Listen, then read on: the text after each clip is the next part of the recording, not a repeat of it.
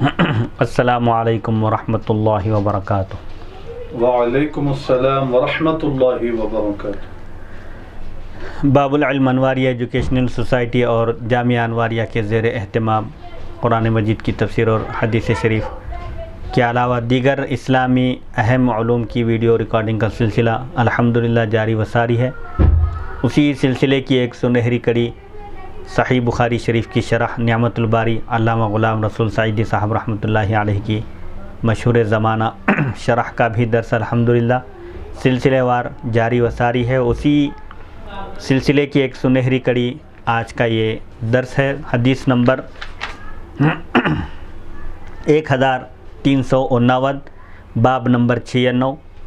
باب ما جاء فی قبر النبی صلی اللہ علیہ وسلم و ابی بکر و عمر رضی اللہ تعالی عنہما۔ یہ باب ہے، یہ عنوان ہے کہ وہ احادیث شریفہ جو نبی کریم صلی اللہ علیہ وسلم کی مزار اقدس اور حضرت ابو بکر اور حضرت عمر رضی اللہ عنہما کی مزارات کے متعلق ہیں۔ بسم اللہ الرحمن الرحیم۔ علامہ ابو الحسن ابن بطال مالکی رحمۃ اللہ علیہ لکھتے ہیں، امام بخاری کی اس حدیث شریف سے غرض مقصد یہ ہے کہ حضرت ابو بکر اور حضرت عمر رضی اللہ عنہما کی فضیلت بیان کریں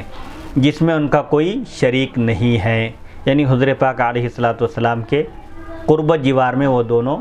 دفن ہیں۔ یہ ایک ایسی فضیلت ہے جو کسی اور صحابہ میں سے کسی اور کو حاصل نہیں ہے، کیونکہ یہ دونوں حضرات جس طرح رسول اللہ صلی اللہ علیہ وسلم کی زندگی میں آپ کے وزیر تھے، آپ کے مشیر تھے، اسی طرح آپ کی وفات کے بعد بھی آپ کے ساتھ آپ کے قریب مزار میں ہیں۔ یہ وہ فضیلت ہے جو خصوصیت کے ساتھ اللہ تعالیٰ نے ان دونوں حضرات کو عطا کی ہے۔ یہ ان دونوں کی محبت کی کرامت ہے جو اور کسی کو حاصل نہیں ہوئی۔ اسی وجہ سے حضرت عمر رضی اللہ عنہ نے حضرت عائشہ صدیقہ رضی اللہ عنہا سے ان کے حجرے میں دفن ہونے کی اجازت مانگی تھی۔ اس حدیث میں فقہ یہ ہے، یعنی اس میں اصل مقصد یہ ہے کہ صالحین کی قبروں کے جوار میں قریب میں دفن ہونے کی خواہش کرنی چاہیے تاکہ صالحین پر، اللہ کے نیک بندوں پر جو رحمت نازل ہوتی ہے اس کا کچھ حصہ ان کو بھی مل جائے، اور صالحین کے لیے جب مسلمان آ کر دعا کریں تو اس دعا سے بھی ان کو حصہ ملے، یعنی بزرگان دین اور نیک لوگوں کے قریب دفن ہونے کی تمنا اور خواہش کرنی چاہیے تاکہ اللہ تعالیٰ کے انوار و برکات اور رحمتیں جو ان پر نازل ہوتی ہیں ان کا کچھ حصہ ہم کو بھی ملے۔ وقول اللہ فاقبرہ، یہ آیت سورہ عبس آیت نمبر 21 ہے۔ پوری آیت اس طرح ہے، پھر اسے موت دی اللہ تعالیٰ نے، ثم اماتہ فاقبرہ، پھر اسے موت دی اور پھر اسے قبر میں دفن کیا۔ اللہ بزرگ و برتر کا یہ ارشاد ہے، اقبرت الرجل اذا جعلت له قبرا وقبرته دفنته۔ اقبرت الرجل، یہ اس وقت کہا جائے گا جب تم اس کے لیے قبر بنا دو۔ اقبرت الرجل، جب تم کسی شخص کے لیے قبر بناؤ تو اس وقت اس فعل کا استعمال ہوتا ہے، اقبر یقبر، قبر بنانا، اور قبرتہ یہ ثلاثی مجرد میں ہے، اقبرت یہ ثلاثی مزید فی ہی ہے،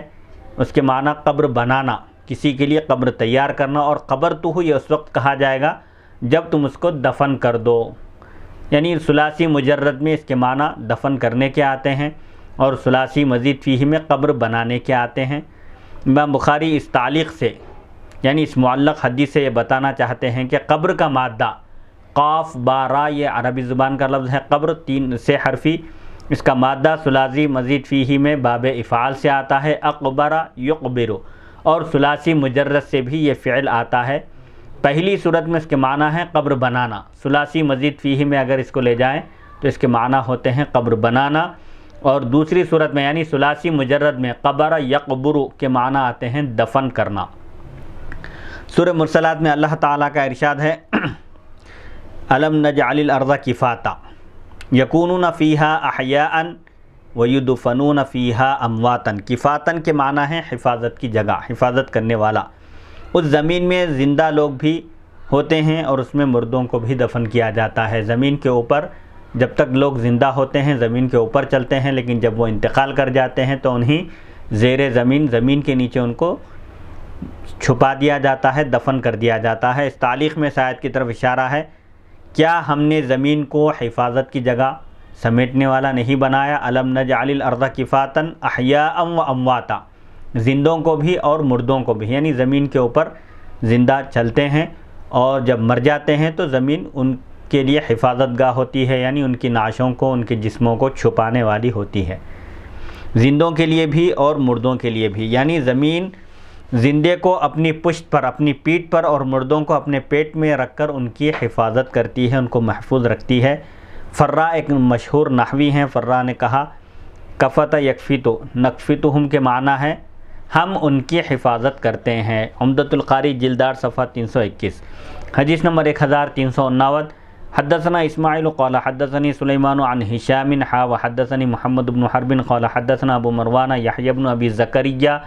عن ہشام عن عروۃ عن عائشہ رضی اللہ تعالی عنہ قالت ان کان رسول اللہ صلی اللہ علیہ وسلم لیتعذر فی مرضه این انا اليوم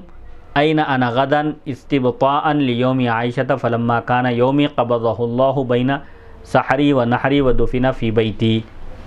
امام بخاری رحمۃ اللہ علیہ نے بیان کیا، ہمیں اسماعیل نے بیان کیا، انہوں نے کہا مجھے سلیمان نے بیان کیا ہشام سے۔ تحویل سند یہ مخفف ہے، تحویل سند کا یہاں سے سند بدل رہی ہے، اور مجھے محمد بن حرب نے بیان کیا، انہوں نے کہا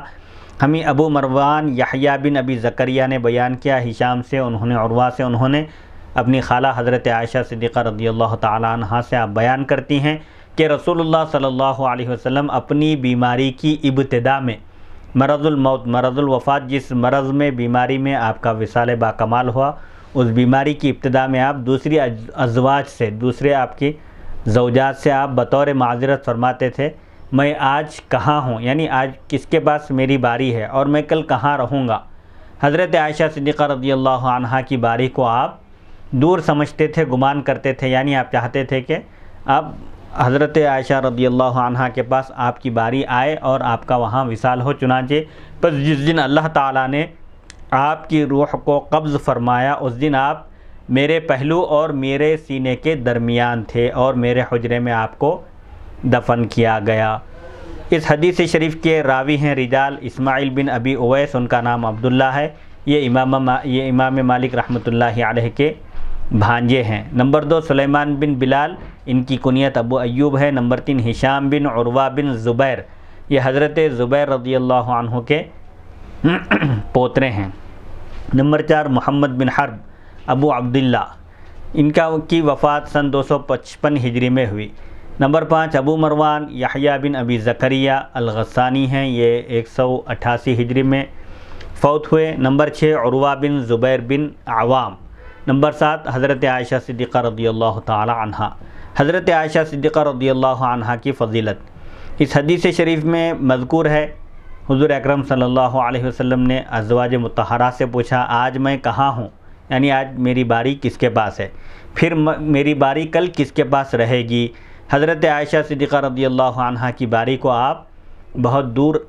گمان کرتے تھے، سمجھتے تھے۔ اس حدیث سے معلوم ہوا کہ جس شخص کی کئی بیویاں ہوں اس کا کسی ایک سے زیادہ محبت کرنا جائز ہے، جبکہ وہ باریوں کی تقسیم میں اور نان نفقے میں، یعنی خرچ اخراجات مہیا کرنے میں ان کے درمیان عدل سے کام لیتے ہوں، انصاف کرتے ہوں۔ نیز اس حدیث سے معلوم ہوا کہ رسول اللہ صلی اللہ علیہ وسلم ازواج میں حضرت عائشہ صدیقہ رضی اللہ تعالی عنہا سے سب سے زیادہ محبت کرتے تھے، اور یہ ان کی فضیلت کی دلیل ہے۔ باب مذکور، یعنی اس باب کی یہ حدیث شرح صحیح مسلم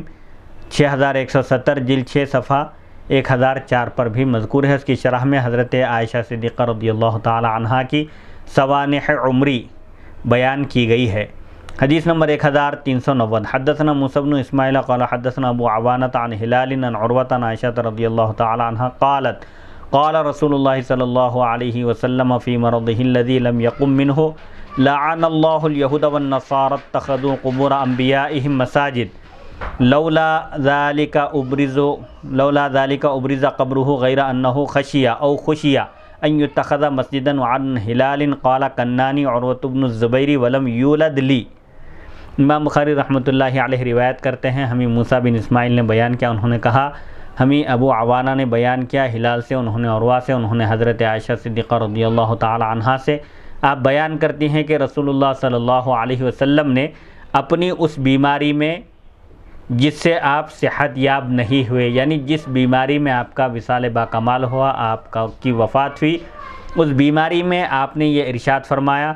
اللہ یہود اور نصارہ پر لعنت کرے، اللہ یہود اور نصارہ کو اپنی رحمت سے دور کر دے، جنہوں نے انبیاء علیہم السلام کی قبروں کو سجدہ گاہ بنا لیا، اپنے انبیاء کے وصال کے بعد، ان کی وفات کے بعد ان کی قبروں کو وہ سجدہ گاہ بنا لیے، یعنی سجدہ کرنے لگے۔ اگر یہ خطرہ نہ ہوتا، اگر یہ خدشہ نہ ہوتا تو میں آپ کی قبر کو ظاہر کر دیتی، لیکن یہ خطرہ ہے کہ آپ کی قبر کو سجدہ گاہ بنا لیا جائے گا، یعنی آپ کی قبر کو ظاہر کرنے سے یہی امر مانع ہے، یہی چیز رکاوٹ ہے کہ کہیں لوگ آپ کی مزار مبارک کو سجدہ گاہ نہ بنا لیں، آپ کی مزار اقدس کو کہیں سجدے نہ کرنے لگ جائیں۔ اور ہلال نے کہا عروہ بن زبیر نے میری کنیت رکھی حالانکہ میری اولاد نہیں ہوئی۔ عام طور پر کنیت اولاد میں جو بڑے ہوتے ہیں، بڑے لڑکے کے نام کے ساتھ کنیت رکھی جاتی ہے۔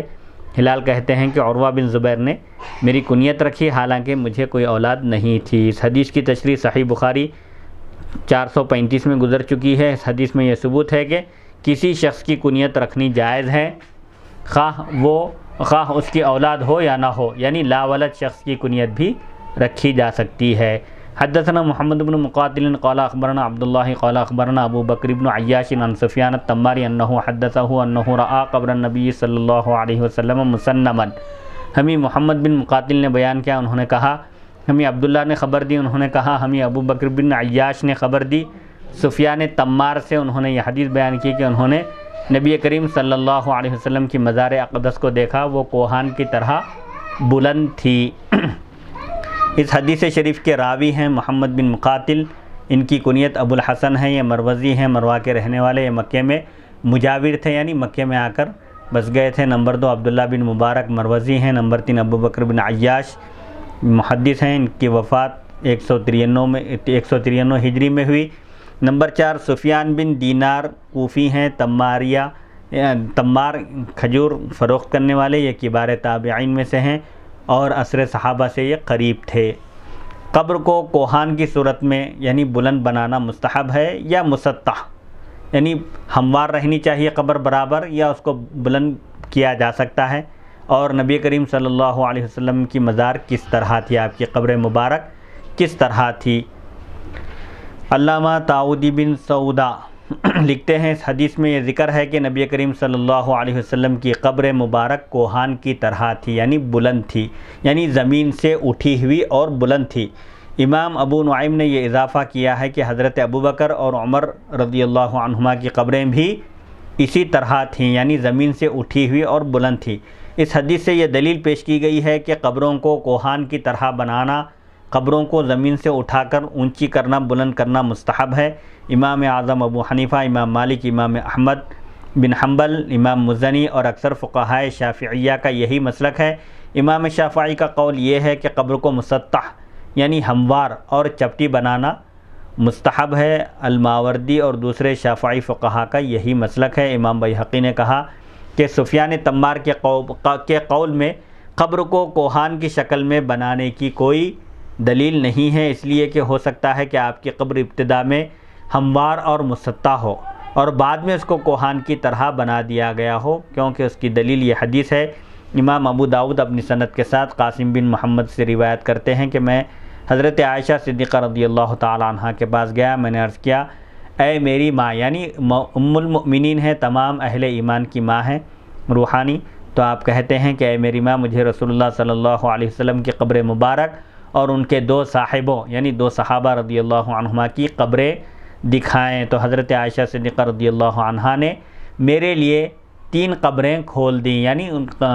مزارات کے پاس کا دروازہ انہوں نے کھول دیا۔ تو آپ کہتے ہیں کہ آپ نے دیکھا کہ یہ قبریں نہ بلند تھیں نہ زمین سے ملی ہوئی تھیں، یعنی بالکل زمین کے برابر بھی نہیں تھی اور زمین سے اونچی اٹھی ہوئی بھی نہیں تھیں، ان کے اوپر میدان کی سرخ کنکریاں ڈالی ہوئی تھیں۔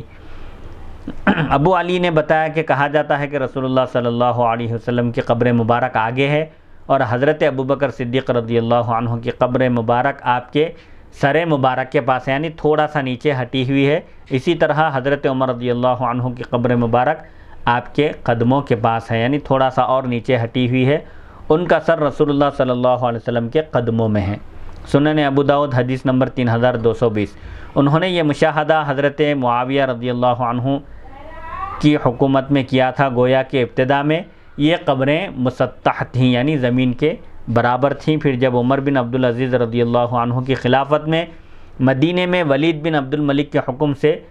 قبر کی دیوار بنائی گئی، آپ کے مزار مبارک کے اطراف دیوار اٹھائی گئی، تو انہوں نے قبروں کو کوہان کی صورت میں زمین سے ہموار، یعنی زمین سے تھوڑا اونچا اور بلند کر دیا، زمین سے اٹھا ہوا بنا دیا۔ ابو بکر الآجوری نے غنیم بن بسطام سے روایت کی ہے کہ میں نے نبی کریم صلی اللہ علیہ وسلم کی قبر مبارک کو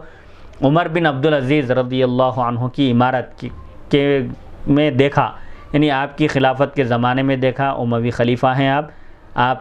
آپ کو عمر ثانی کہا جاتا ہے، کیونکہ آپ کی خلافت کا نہج حضرت عمر بن خطاب رضی اللہ عنہ کی خلافت کے نہج کی طرح تھا۔ آپ کہتے ہیں کہ بس میں نے اس کو زمین سے 4 انگل بلند دیکھا، زمین کے برابر نہیں تھی قبر مبارک، بلکہ زمین سے اونچی اٹھی ہوئی تھی، اور حضرت ابوبکر کی قبر کو آپ کی قبر کے پیچھے دیکھا، اور حضرت عمر کی قبر کو حضرت ابوبکر کی قبر کے پیچھے اور تھوڑا سا نیچے دیکھا۔ پھر اختلاف اس میں ہے کہ کوہان کی طرح یعنی زمین سے اٹھی ہوئی اونچی قبر بنانا مستحب ہے یا زمین کے برابر رکھنا مستحب ہے۔ اصل جواز میں اختلاف نہیں ہے، اور مزنی جو شافعی ہیں، مزنی شافعی نے قبر کو کوہان کی طرح بنانے کو مستحب قرار دیا ہے کہ قبر کو زمین سے تھوڑا اٹھا ہوا اور بلند بنانا درست ہے، کیونکہ اگر قبر مسطح ہو تو وہ اس طرح ہوگی جیسے بیٹھنے کے لیے کوئی چیز مثلا بینچ وغیرہ بنایا جاتا ہے، اور وہ دنیاوی چیزوں کے مشابہ ہوگی۔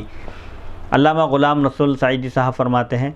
میں کہتا ہوں کہ امام شافعی نے درج ذیل حدیث سے بھی استدلال کیا ہے۔ حضرت ابو وائل بیان کرتے ہیں کہ حضرت علی رضی اللہ عنہ نے ابو الحجاج اسدی سے کہا،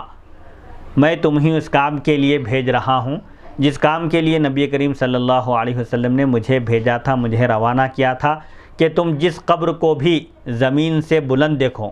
بہت بلند دیکھو، اس کو ہموار کر دو، زمین کے برابر کر دو، اور جس مجسمے کو بھی دیکھو اس کو مٹا دو، یعنی کوئی تمثال، کوئی مجسمہ، کوئی اسٹیچو باقی نہ رہے، اس کو ختم کر دو۔ اسی مہم پر رسول اللہ صلی اللہ علیہ وسلم نے مجھے بھی روانہ فرمایا تھا، میں بھی تم کو وہی ذمہ داری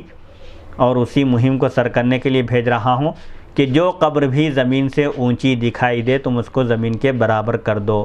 اس حدیث سے استدلال کرتے ہوئے مزنی شافعی اور دیگر حضرات فرماتے ہیں کہ قبر کو مسطح ہونا چاہیے، زمین کے برابر ہونی چاہیے، قبر زمین سے اٹھی ہوئی اور بلند نہیں ہونی چاہیے۔ فقہائے شافعیہ کے دلائل کے جوابات۔ علامہ بدر الدین عینی نے سنن ابو داؤد حدیث نمبر 3230 کے جواب میں کہا ہے کہ اس کی سند ضعیف ہے اور وہ حدیث مرسل ہے، یعنی راوی نے درمیان میں ایک راوی کا نام چھوڑ کر روایت کیا ہے، اور امام شافعی رحمۃ اللہ علیہ کے پاس یہ قاعدہ مقرر ہے کہ وہ حدیث مرسل کو حجت نہیں مانتے جس میں راوی ایک درمیان سے ایک راوی کا نام چھوڑ کر بیان کرے، جیسے تابعی براہ راست رسول اللہ صلی اللہ علیہ وسلم نے ارشاد فرمایا یہ کہے تو اس کو ہم مرسل کہتے ہیں، درمیان میں اگر صحابی کا نام چھوڑ دیں تو مرسل کہتے ہیں۔ مرسل کو امام شافعی حجت نہیں مانتے، دلیل نہیں مانتے، اور صحیح مسلم 969 کے جواب میں کہا ہے کہ اس سے مراد وہ قبریں ہیں، یعنی جن قبروں کو مسمار کرنے کا، زمین کے برابر کرنے کا حکم دیا گیا تھا، اس سے مراد کون سی قبریں ہیں؟ وہ قبریں ہیں جن کو فخر اور مباحات کے لیے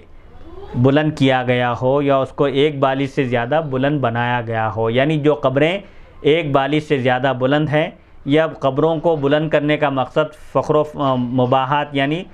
دوسرے لوگوں پر فخر کرنا مقصود ہو، زیبائش مقصود ہو، جہاں پر فخر مقصود ہو وہ مراد ہے۔ اسی لیے جو قبریں فخر کے لیے اور مباحات کے لیے لوگوں پر اپنا مقام و مرتبہ ظاہر کرنے کے لیے بلند کی گئی تھی، ان قبروں کو حضرت علی رضی اللہ عنہ نے زمین کے برابر کرنے کا حکم دیا۔ علامہ ابن قدامہ حنبلی لکھتے ہیں قبر کو کوہان کی طرح بنانا، یعنی کوہان بلند ہوتی ہے، اونٹ کی پشت پر جو کوہان ہوتی ہے، کوہان کی طرح مسطح بنانے سے قبر کو کوہان کی طرح بنانا مسطح بنانے سے افضل ہے۔ امام مالک، امام اعظم ابو حنیفہ، امام احمد اور امام سفیان ثوری کا یہی مسلک ہے امام شافعی نے کہا کہ قبر کو مسطح بنانا افضل ہے۔ انہوں نے کہا ہمیں یہ حدیث پہنچی ہے کہ نبی کریم صلی اللہ علیہ وسلم نے اپنے صاحبزادے حضرت ابراہیم رضی اللہ عنہ کی قبر کو مسطح بنایا تھا، اور قاسم نے کہا میں نے نبی اکرم صلی اللہ علیہ وسلم، حضرت ابوبکر اور حضرت عمر رضی اللہ عنہما کی قبروں کو مسطح دیکھا، زمین کے برابر دیکھا، زمین سے اٹھی ہوئی قبریں نہیں تھی۔ ہماری دلیل یہ ہے کہ سفیان تمار نے کہا کہ میں نے نبی کریم صلی اللہ علیہ وسلم کی قبر مبارک کو کوہان کی طرح دیکھا، صحیح بخاری جلد نمبر 2 1390۔ حسن بصری سے بھی اسی طرح روایت ہے، نیز اس لیے کہ قبر کو مسطح بنانا اہل دنیا کی عمارتوں کے مشابہ ہے، اہل دنیا کی عمارتوں سے مشابہت رکھتی ہے یہ چیز، اور یہ اہل بدعت کا شعار ہے، یعنی ان کا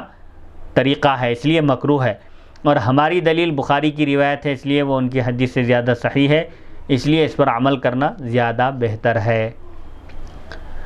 شمس الائمہ سرخسی حنفی لکھتے ہیں قبر کو کوہان کی طرح بنایا جائے، یعنی قبر کو زمین سے اٹھی ہوئی اور تھوڑی سی بلند کیا جائے، مربع نہ بنایا جائے، کیونکہ نخعی نے بیان کیا ہے کہ مجھے اس نے حدیث بیان کی جس نے رسول اللہ صلی اللہ علیہ وسلم اور حضرت ابوبکر اور حضرت عمر رضی اللہ عنہما کی قبروں کو دیکھا تھا کہ ان کی قبریں کوہان کی طرح تھیں اور ان پر سفید مٹی سے لپائی کی گئی، یعنی سفید مٹی سے ان کو لیپا گیا تھا، اور اس لیے بھی کہ مربع بنانا، چوکور بنانا یہ دنیاوی طرز تعمیر ہے، اور قبروں کو دنیاوی طرز تعمیر سے الگ ہونا چاہیے، مختلف بنانا چاہیے۔ نیز قبر کو مربع بنانا روافض اور اہل کتاب کا طریقہ ہے، روافض یعنی جو شیعہ ہیں ان کا طریقہ ہے۔ علامہ محمود بن صدر الشریعہ لکھتے ہیں قبر کو کوہان کی طرز پر بنانا چاہیے، وہ زمین سے ایک بالش یا کچھ زیادہ اونچی ہو، اس سے زیادہ اونچی نہ بنائی جائے، یعنی ایک بالش سے زیادہ اونچی نہ ہو۔ امام شافعی نے کہا کہ قبر کو مربع اور مسطح بنانا چاہیے، کوہان کی طرح قبر زمین سے اٹھی ہوئی اور بلند نہیں ہونی چاہیے۔ ان کی دلیل یہ ہے کہ نبی کریم صلی اللہ علیہ وسلم نے اپنے صاحبزادے حضرت ابراہیم رضی اللہ عنہ کی قبر کو آپ نے مسطح بنایا تھا، زمین کے برابر آپ نے بنایا تھا۔ ہماری دلیل یہ ہے کہ حضرت ابن عباس رضی اللہ عنہما نے بیان کیا کہ حضرت جبریل علیہ السلام نے فرشتوں کے ساتھ حضرت آدم علیہ السلام کی نماز جنازہ پڑھائی اور ان کو قبر کی کوہان کے مثل بنایا اور اس پر خیمہ نصب کیا۔ ابراہیم نخعی سے روایت ہے کہ نبی کریم صلی اللہ علیہ وسلم کی قبر اور حضرت ابوبکر اور حضرت عمر رضی اللہ عنہما کی قبریں کوہان کی طرح تھیں۔ کتاب الآثار حضرت عبداللہ بن عباس رضی اللہ عنہما کا وصال طائف میں ہوا، محمد بن حنفیہ نے ان کی نماز جنازہ پڑھائی، حضرت علی رضی اللہ عنہ کے فرزند محمد بن حنفیہ نے حضرت ابن عباس رضی اللہ عنہما کی نماز جنازہ پڑھائی اور ان کی قبر کو کوہان کی طرح بنایا اور اس پر خیمہ نصب کیا، یعنی قرات قرآن کے لیے، سماعت قرآن کے لیے انہوں نے وہاں پر قبر کے پاس خیمہ بھی نصب کیا، شامیانہ ڈالا۔ قبر کو مربع کی مثل نہ بنایا جائے، چوکور، کیونکہ یہ اہل کتاب یعنی یہود و نصارہ کے طریقے سے مشابہت رکھتی ہے یہ چیز، اور اہل کتاب کی مشابہت مکروہ ہے۔ حضرت پاک علیہ الصلوۃ نے اہل کتاب کی مشابہت اختیار کرنے سے، ان کے طریقے پر چلنے سے آپ نے منع فرمایا۔ نیز دنیاوی عمارتیں مربع بنائی جاتی ہیں، چوکور بنائی جاتی ہیں، اور قبر کا تعلق آخرت سے ہے، چونکہ قبر آخرت کی منزلوں میں سب سے پہلی منزل ہے، لہٰذا اس کو اس سے یعنی دنیا کی عمارتوں سے الگ ہونا چاہیے۔ اور نبی کریم صلی اللہ علیہ وسلم کے صاحبزادے حضرت ابراہیم رضی اللہ عنہ کی قبر کا جواب یہ ہے کہ پہلے اس کو مسطح بنایا گیا تھا، پھر اس کو کوہان کی طرح بنا دیا گیا، یعنی ابتدا میں تدفین کے بعد قبر کو زمین کے برابر رکھا گیا تھا، بعد میں زمین سے تھوڑی سی اٹھی ہوئی اور اونچی بنائی گئی۔ حافظ شہاب الدین ابن حجر عسقلانی رحمۃ اللہ علیہ فقہائے احناف کی تردید کرتے ہوئے لکھتے ہیں سفیان تمار نے جو کہا ہے کہ میں نے نبی کریم صلی اللہ علیہ وسلم کی قبر مبارک کو کوہان کی طرح دیکھا، اس میں کوئی دلیل نہیں ہے، کیونکہ ہو سکتا ہے وہ پہلے کوہان کی طرح نہ ہو، جیسے امام بیہقی نے کہا ہے۔ پھر اس پر انہوں نے امام ابو داؤد کی اس روایت سے دلیل پیش کی ہے کہ حضرت عائشہ صدیقہ رضی اللہ عنہا نے ان کو نبی کریم صلی اللہ علیہ وسلم اور حضرت ابوبکر اور حضرت عمر رضی اللہ عنہما کی قبریں دکھائیں، وہ زمین سے بلند نہ تھیں، نہ زمین سے ملی ہوئی تھی۔ علامہ عینی رحمۃ اللہ علیہ حافظ ابن حجر رحمۃ اللہ علیہ کا رد کرتے ہوئے لکھتے ہیں یہ ہمیشہ امام بخاری کی روایت کو ترجیح دیتے ہیں اور اس مسئلے میں فقہی تعصب کی بنا پر اپنے طریقے سے یہ انحراف کر رہے ہیں، ہٹ رہے ہیں۔ باقی انہوں نے امام ابو داؤد اور امام مسلم کی جن روایتوں سے دلیل پیش کی ہے ان کا جواب ہم ذکر کر چکے ہیں۔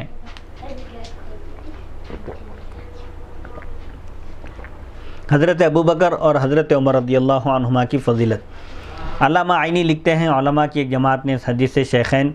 یعنی حضرت ابوبکر اور حضرت عمر رضی اللہ عنہما کی فضیلت پر دلیل پیش کی ہے، کیونکہ ان کی قبریں نبی کریم صلی اللہ علیہ وسلم کی قبر مبارک کے ساتھ ملی ہوئی ہیں، بالکل قریب ہیں، اور حافظ ابو نعیم نے اپنی سند کے ساتھ یہ حدیث روایت کی ہے۔ حضرت ابو ہریرہ رضی اللہ عنہ بیان کرتے ہیں کہ رسول اللہ صلی اللہ علیہ وسلم نے ارشاد فرمایا، جو بچہ بھی پیدا ہوتا ہے، جو نومولود بھی تولد ہوتا ہے، اس کی قبر کی مٹی اس کے نطفے پر چھڑکی جاتی ہے۔ دلائل النبوہ جلد 1 صفحہ 258۔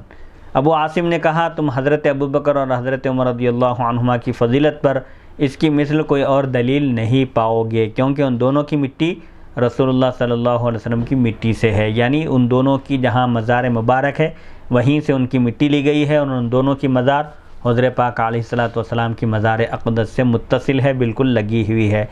حکیم ابو عبداللہ ترمذی نے نوادر الاصول میں اپنی سند کے ساتھ حضرت عبداللہ بن مسعود رضی اللہ عنہ سے یہ حدیث روایت کی ہے کہ جو فرشتہ رحم میں مقرر ہوتا ہے، یعنی جو مادر رحم میں جب نطفہ داخل ہوتا ہے تو اس کو اللہ تعالیٰ جب فرشتے کو جو حکم دیتا ہے کہ یہ پیدا ہونے والا اس کی سعادت اور اس کی نیک بختی، بدبختی اور اس کا رزق اور اس کی مدت وغیرہ سب لکھنے کے لیے جو اس فرشتے کو مقرر کرتا ہے، وہ فرشتہ وہ نطفے کو لے کر اس جگہ کی مٹی کے ساتھ گونتا ہے جہاں اس کو دفن ہونا ہوتا ہے، یعنی یہ پیدا ہونے والا جہاں دفن ہونے والا ہوتا ہے وہاں کی مٹی سے اس کے نطفے کو گوندا جاتا ہے، اور یہ اس آیت کا مصداق ہے۔ اعوذ باللہ من الشیطان الرجیم، منہا خلقناکم وفیہا نعیدکم ومنہا نخرجکم تارۃ اخری، سورہ طٰہٰ آیت نمبر 55۔ اللہ تعالیٰ ارشاد فرماتا ہے، ہم نے اسی مٹی سے تم کو پیدا کیا اور اسی میں ہم تم کو لوٹائیں گے اور اسی سے تم کو ہم دوبارہ نکالیں گے قیامت کے دن۔ حافظ ابن عبد البر مالکی نے عطائے خراسانی سے یہ حدیث روایت کی ہے کہ فرشتہ جا کر اس جگہ سے مٹی لیتا ہے جہاں اس کو دفن ہونا ہوتا ہے، جو شخص جہاں دفن ہوتا ہے اس کا مدفن بنتا ہے، وہ اس جگہ سے فرشتہ مٹی لیتا ہے، پھر اس مٹی کو نطفے پر چھڑکتا ہے، پھر اس مٹی اور نطفے سے اس شخص کی تخلیق کی جاتی ہے، اس شخص کو پیدا کیا جاتا ہے۔ اس کے بعد انہوں نے بھی اس کی تائید میں سورہ طٰہٰ آیت نمبر 55 کو ذکر کیا، کیونکہ نبی کریم صلی اللہ علیہ وسلم اور حضرت ابوبکر اور حضرت عمر رضی اللہ عنہما ایک جگہ دفن ہیں، اس سے معلوم ہوا کہ ان سب کی مٹی ایک جگہ سے لی گئی اور یہ وہ جگہ ہے جہاں یہ دفن ہیں۔ حدثنا فروۃ قال حدثنا علی عن ہشام ابن عروۃ عن ابیہ لما سقط علیہم الحائط فی زمان الولید بن عبد الملک اخذوا فی بنائہ فبدت لهم قدم ففزعوا وظنوا انها قدم النبی صلی اللہ علیہ وسلم فما وجدوا احدا يعلم ذلك حتى قال لهم عروة لا والله ما هي قدم النبی صلی اللہ علیہ وسلم ما هي الا قدم عمر رضی اللہ تعالی عنہ۔ ہمیں فروا نے بیان کیا، انہوں نے کہا ہمیں علی نے بیان کیا ہشام بن عروہ سے، انہوں نے اپنے والد سے بیان کیا جب ولید بن عبد الملک کے زمانے میں ان پر دیوار گر گئی اور وہ اس کو بنانے لگے، یعنی حضور پاک علیہ الصلوۃ والسلام اور حضرت ابوبکر اور عمر رضی اللہ عنہما کی قبروں کے پاس جو دیوار اٹھی ہوئی تھی وہ دیوار گر گئی اور یہ لوگ اس کو بنانے لگے، تو ان کے سامنے ایک قدم ظاہر ہوا، قبر میں سے ایک قدم نظر آنے لگا، پس وہ ڈر گئے، خوف زدہ ہو گئے اور انہوں نے سمجھا کہ یہ نبی کریم صلی اللہ علیہ وسلم کا قدم مبارک ہے، پس انہیں اس کو جاننے والا کوئی نہیں ملا، یعنی کوئی ایسا شخص اس وقت انہیں نہیں ملا جو یہ پہچان سکے کہ یہ کس کا قدم ہے، کس کا قدم مبارک ہے، یہاں تک کہ ان سے عروہ نے کہا، جب عروہ کو بلایا گیا انہوں نے دیکھا تو کہا کہ اللہ کی قسم یہ نبی کریم صلی اللہ علیہ وسلم کا قدم مبارک نہیں ہے، یہ تو حضرت عمر کا قدم ہے رضی اللہ عنہ۔ حضرت عمر کا قدم ظاہر ہونے کا سبب کیا ہے؟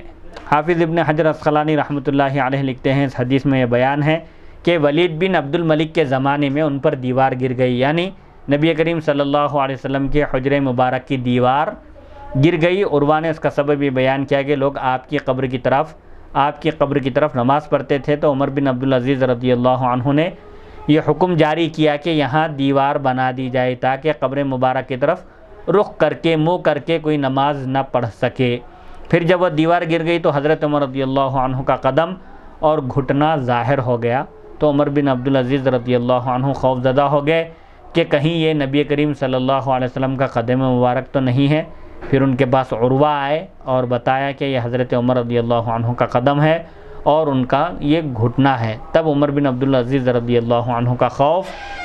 دور ہوا۔ مالک بن مغول نے یہ روایت بیان کی ہے کہ ولید بن عبد الملک کے زمانے خلافت میں اس نے مدینے کے گورنر عمر بن عبدالعزیز رضی اللہ عنہ کو لکھا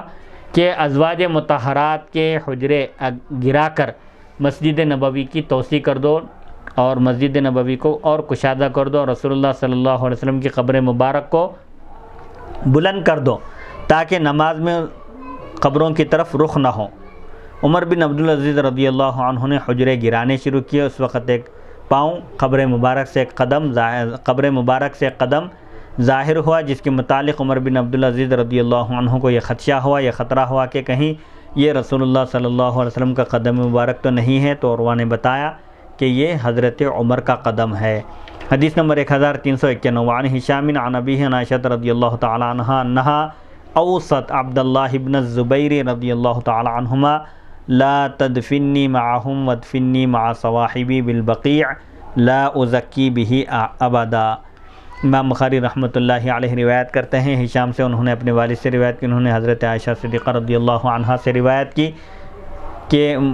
حضرت عائشہ صدیقہ رضی اللہ عنہا نے حضرت عبداللہ بن زبیر جو آپ کے بھانجے ہیں، حضرت عبداللہ بن زبیر رضی اللہ عنہ کو آپ نے تاکید کی، وصیت فرمائی کہ مجھے ان کے ساتھ دفن نہ کرنا، یعنی رسول اللہ صلی اللہ علیہ وسلم، حضرت ابوبکر صدیق اور حضرت عمر فاروق رضی اللہ عنہما کے ساتھ دفن نہ کرنا، اور مجھے میری سوکنوں کے ساتھ یعنی دیگر ازواج مطہرات کے ساتھ جنت البقیع میں میری تدفین کرنا۔ میں یہ نہیں چاہتی کہ ان کے ساتھ دفن ہونے کی وجہ سے بعد میں میری خصوصی تعظیم، میرا خصوصی احترام کیا جائے۔ حضرت عائشہ صدیقہ رضی اللہ عنہا کی تواضع۔ حضرت عائشہ صدیقہ رضی اللہ عنہا نے یہ اس لیے فرمایا تھا کہ اب ان کے حجرے میں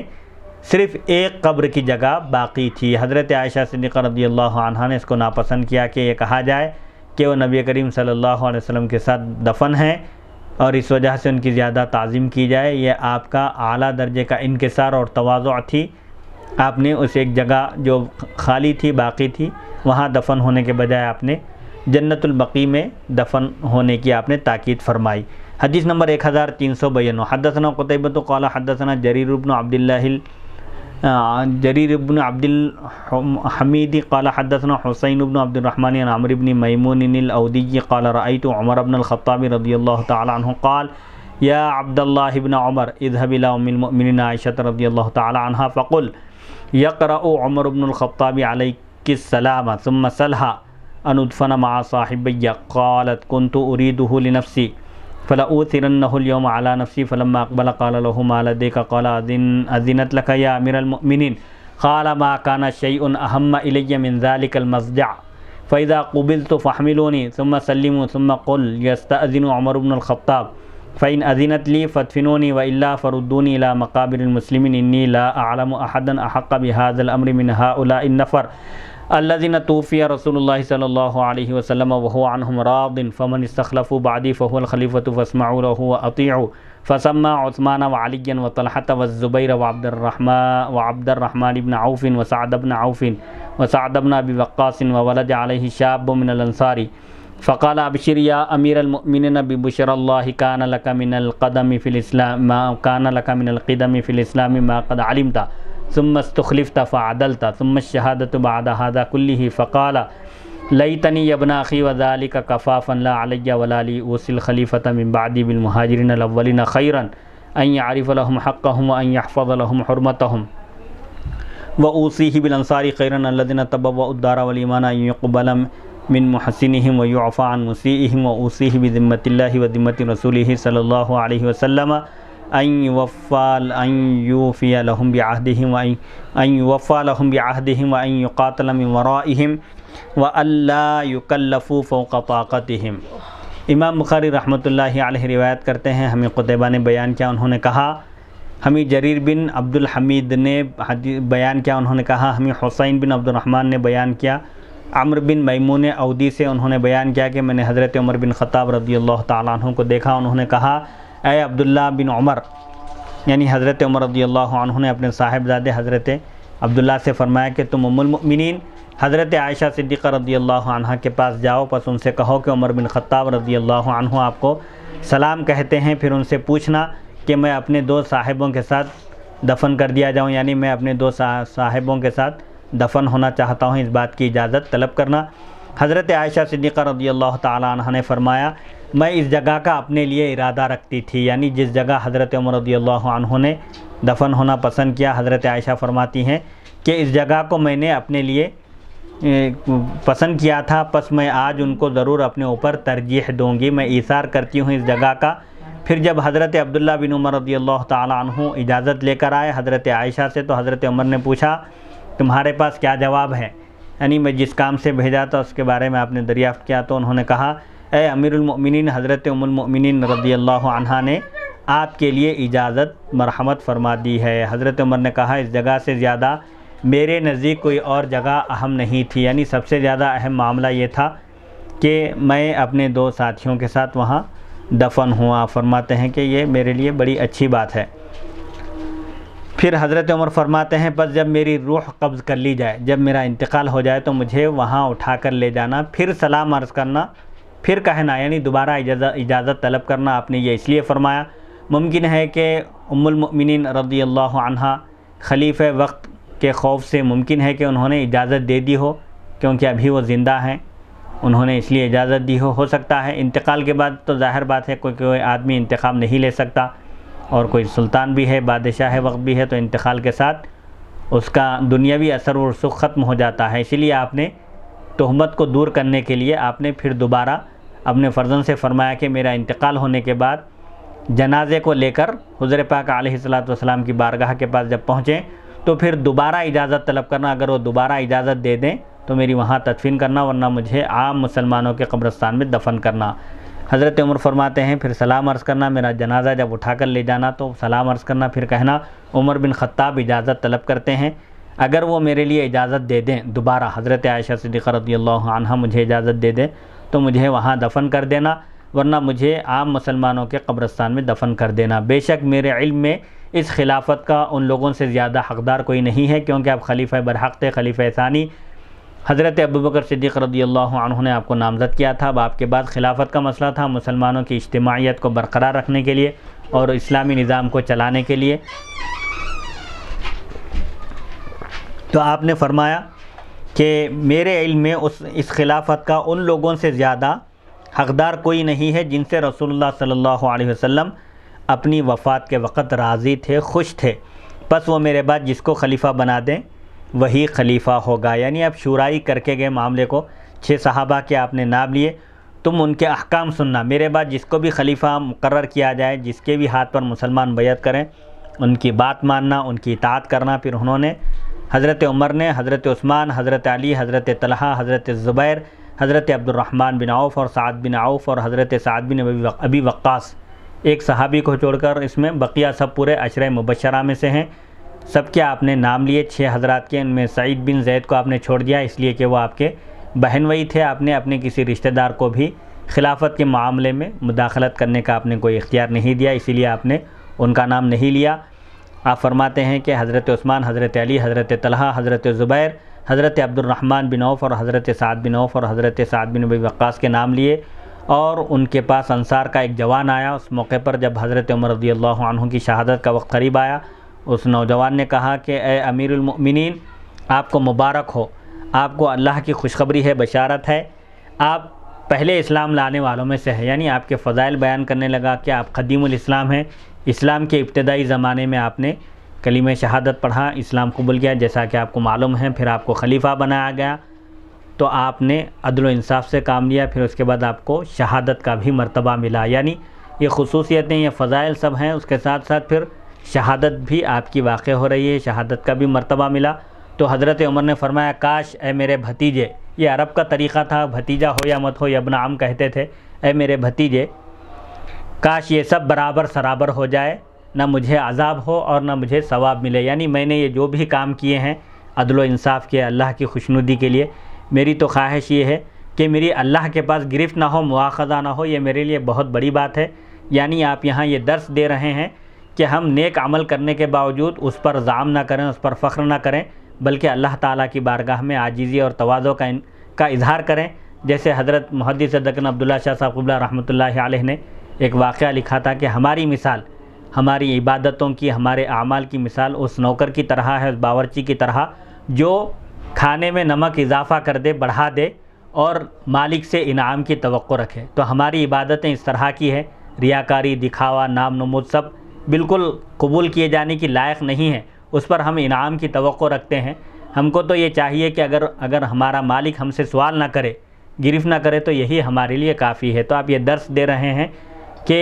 اسلام کے لیے جو خدمت انجام دی جائے اس پر ہم کو فخر نہیں کرنا چاہیے، بلکہ اللہ تعالیٰ کی بارگاہ میں اگر ہمارا مواخذہ نہ ہو، گرفت نہ ہو، بس اللہ تعالیٰ بخش دے، معاف کر دے، تو یہی غنیمت ہے، سمجھنا چاہیے۔ جیسے اس باورچی کے لیے ہدایت یہ ہے کہ اگر وہ نمک اضافہ کر دیا ہے، اوپر سے انعام کی توقع رکھ رہا ہے، اس کو تو یہ کہنا چاہیے کہ اگر مالک مجھ سے نہ پوچھے کہ نمک تو نے کیسے بڑھا دیا، تو یہی اس کے لیے غنیمت ہے۔ چنانچہ آپ فرماتے ہیں میرے بعد جو خلیفہ ہو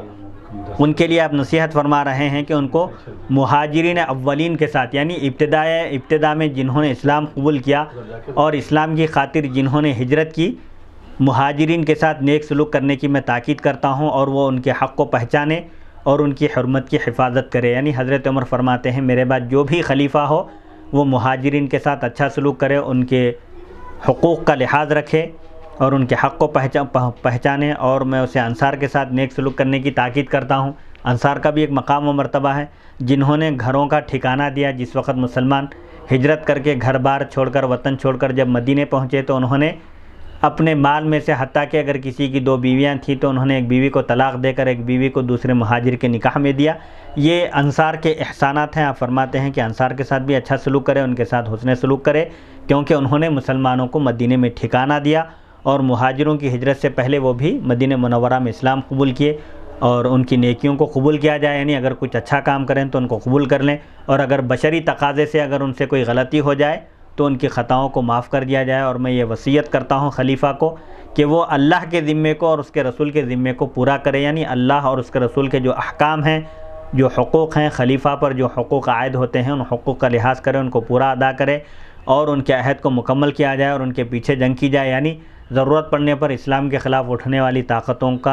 کو دبایا جائے، اور ان کو ان کی طاقت سے زیادہ مکلف نہ کیا جائے۔ یعنی جو بندے ہیں اللہ کے، ان کے اوپر ان کی طاقت سے زیادہ بوجھ نہ ڈالا جائے۔ بالکل آسانی کے ساتھ، نہایت آسانی کے ساتھ شریعت کے احکام پر عوام کو چلائیں، اور خلیفہ بھی اس پر عمل کریں۔ اس حدیث شریف کے راوی ہیں قتیبہ بن سعید، نمبر 2 جریر بن عبد الحمید، نمبر 3 حسین بن عبد الرحمن، نمبر 4 عمرو بن میمون اودی، یہ ابن صعب بن سعد کی طرف منسوب ہیں۔ انہوں نے جاہلیت کا زمانہ پایا اور نبی کریم صلی اللہ علیہ وسلم سے ملاقات نہیں کی، اور صحابہ کی ایک جماعت سے انہوں نے احادیث شریفہ سنی ہیں۔ سن 75 ہجری میں ان کا انتقال ہوا۔ حضرت عمر رضی اللہ عنہ کی شہادت کا واقعہ اس حدیث شریف میں حضرت عمر رضی اللہ عنہ کی شہادت کا ذکر ہے۔ علامہ عینی لکھتے ہیں حضرت عمر رضی اللہ عنہ کو ابو لؤلؤ فیروز، جو مغیرہ بن شعبہ رضی اللہ عنہ کا غلام تھا، اس نے شہید کیا تھا۔ یہ حضرت مغیرہ بن شعبہ رضی اللہ عنہ کا غلام تھا، اور یہ اسلام کا دعوے دار تھا، زبان سے اسلام کلمہ پڑھتا تھا۔ اس نے حضرت عمر رضی اللہ عنہ سے کہا کہ وہ حضرت عثمان رضی اللہ عنہ سے کہہ کر اس کے خراج کی رقم، جو جزیہ، جو ٹیکس اس کے اوپر عائد کیا گیا تھا، اس رقم کو کم کر دیں۔ عائد یعنی جو اس پر ڈالا گیا تھا، یعنی جو غیر مسلم ہوتا تھا اس سے ٹیکس وصول کیا جاتا تھا، تو حضرت عثمان رضی اللہ عنہ کی طرف سے اس غلام پر، ابو لؤلؤ فیروز پر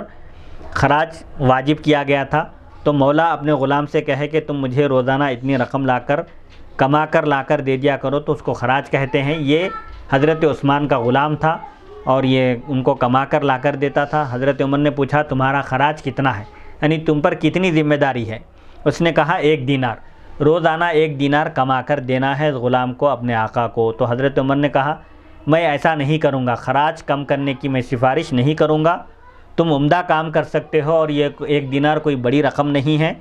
یہ جواب سن کر وہ غضبناک ہو گیا، اس کو غصہ آ گیا۔ جب حضرت عمر رضی اللہ عنہ فجر کی نماز پڑھانے کے لیے گئے تو یہ اللہ کا دشمن نکلا اور زہر آلود 2 دھاری چھری سے آپ پر کئی وار کیا۔ علامہ واقدی یہ مشہور مورخ ہیں، انہوں نے کہا کہ 26 ذی الحج سن 23 ہجری بروز بدھ یعنی چہارشنبے کو اس نے آپ پر جان لیوا حملہ کیا تھا، اور اس وقت آپ کی عمر شریف 60 سال تھی، ایک قول کے مطابق 61 اور ایک قول کے مطابق راجح قول یہی ہے کہ آپ کی عمر شریف آپ کی شہادت کے وقت 63 سال تھی۔ آپ کی خلافت کی مدت 10 سال 5 مہینے 21 دن رہی۔ اگر یہ اعتراض کیا جائے کہ فقہائے شافعیہ کے قول کے مطابق شہید وہ ہے جس کو کافر قتل کریں، اور فقہائے احناف کے قول کے مطابق شہید وہ ہے جس کو ظلماً قتل کیا جائے اور اس کے قتل کی دیت واجب نہ ہو، اس کا جواب یہ ہے کہ فقہائے شافعیہ کے قول پر یعنی یہ قتل کی دیت واجب نہ ہو، سمجھا نہیں؟ یعنی فقہائے شافعیہ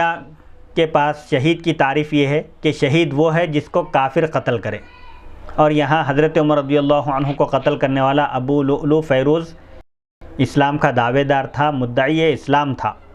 تو ان کے قول کے لحاظ سے حضرت عمر شہید نہیں کہلائیں گے۔ اور احناف کے قول کے مطابق شہید وہ ہے جس کو ظلماً مارا جائے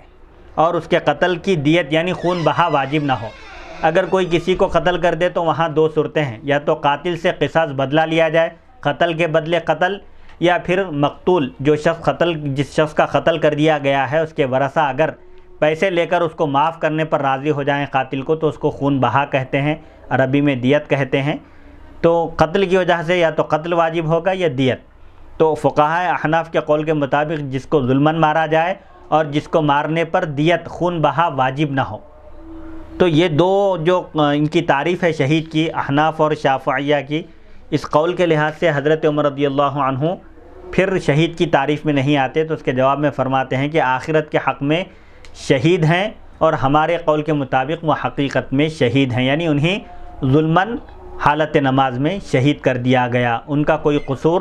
نہیں تھا۔ اس حدیث سے معلوم ہوا کہ صالحین کے قریب میں دفن ہونے کی تمنا کرنی چاہیے،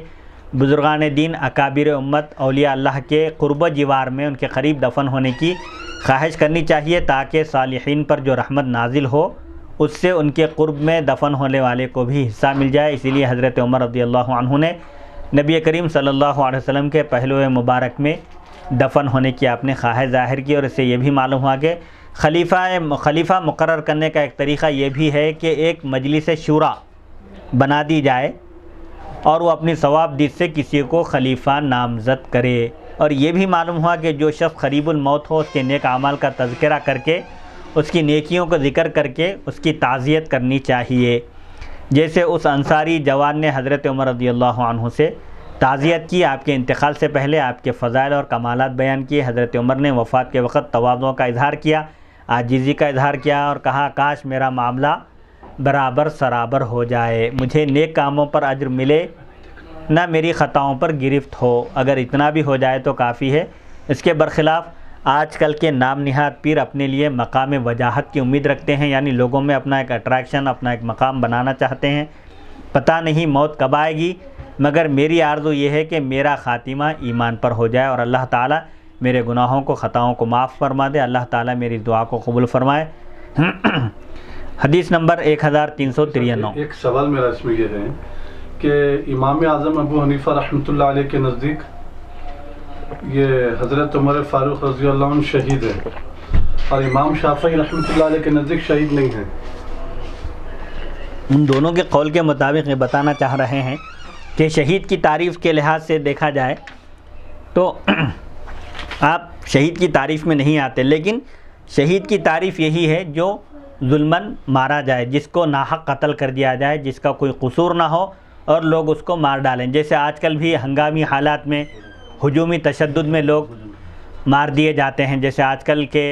تشدد پسند اور شر پسند ماحول میں عام طور پر دیکھا جا رہا ہے، اخبارات میں آئے دن یہ خبریں آتی ہیں کہ ہجومی تشدد میں فلاں شخص ہلاک ہو گیا۔ عام طور پر اہل اسلام ہی اسی طرح ظلماً مارے جاتے ہیں۔ تو بہرحال ایک ضمنی بات آ گئی تھی کہ کافر جس کو قتل کریں، تو ظاہر بات ہے ابو لؤلؤ فیروز جس نے حضرت عمر رضی اللہ عنہ کو شہید کیا وہ مغیرہ بن شعبہ کا غلام تھا، اسلام کا مدعی تھا، لیکن حقیقت میں وہ مجوسی تھا، لہٰذا اس اعتبار سے حضرت عمر رضی اللہ عنہ شہید کہلائیں گے جن کو ایک کافر نے قتل کیا حالت نماز میں۔ حدیث نمبر 1393، باب ما ینہی من سب الاموات، مردوں کو برا بھلا کہنے کی ممانعت، جن کا انتقال ہو چکا ہے ان کی خوبیوں کا تذکرہ کرنا چاہیے، ان کی برائیوں کو درگزر نہ کرنا چاہیے، ان کی برائیوں کا تذکرہ نہیں کرنا چاہیے۔ اذکروا محاسن موتاکم سے ہمیں یہی تعلیم ملتی ہے کہ تم اپنے مرحومین کی خوبیوں کو، ان کی اچھائیوں کو یاد کرو۔ حدثنا آدم قال حدثنا شعبۃ عن الاعمش عن مجاہد عن عائشہ رضی اللہ تعالی عنہا قالت قال نبی صلی اللہ علیہ وسلم لا تسبوا الاموات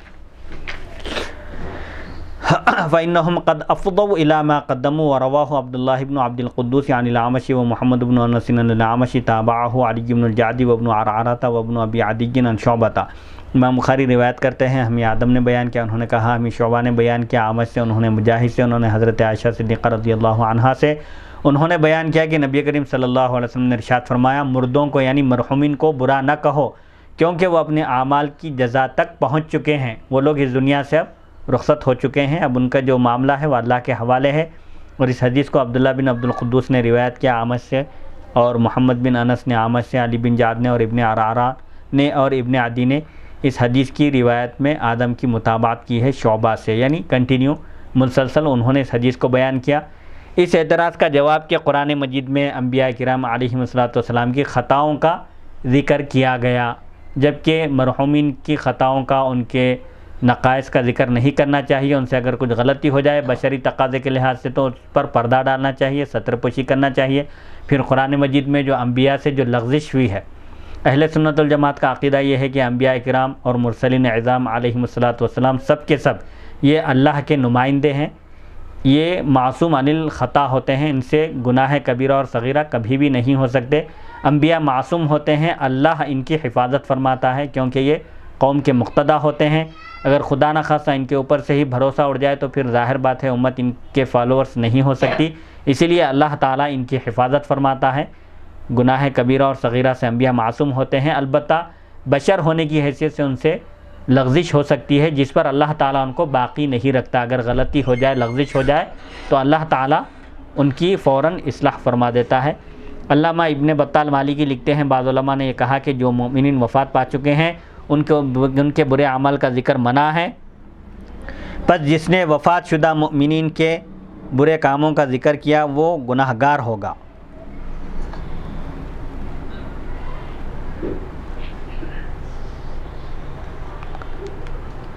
عبد الواحد نے کہا کہ اللہ تعالیٰ نے اپنی کتاب میں انبیاء کرام علیہم السلام کی لغزشوں کا ذکر فرمایا ہے، جبکہ وہ وفات پا چکے ہیں اور ان آیات کی تلاوت کی جاتی ہے۔ اس کا جواب یہ ہے کہ اس سے معارضہ یعنی اس کو مقابلے میں پیش کرنا درست نہیں ہے، کیونکہ اللہ تعالیٰ نے ان کی لغزشوں کا ذکر